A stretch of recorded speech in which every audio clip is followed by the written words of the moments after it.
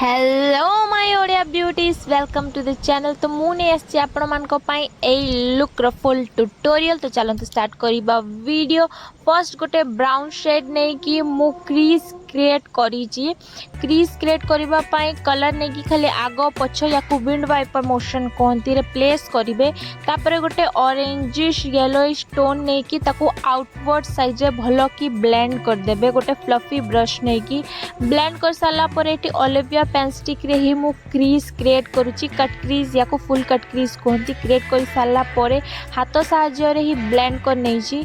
तापरे ए ब्राउन और black shade को गोटे पेंसिल ब्रश साहाय्य रे बाहर गोटे आउटर कॉर्नर रे भलो कि प्लेस करिकी ब्लेंड कर देछि देखि पारथिबे। तापरे गोटे डार्क ब्लू कलर ने कि से ब्लैक सहित भलो कि ब्लेंड कर देछि।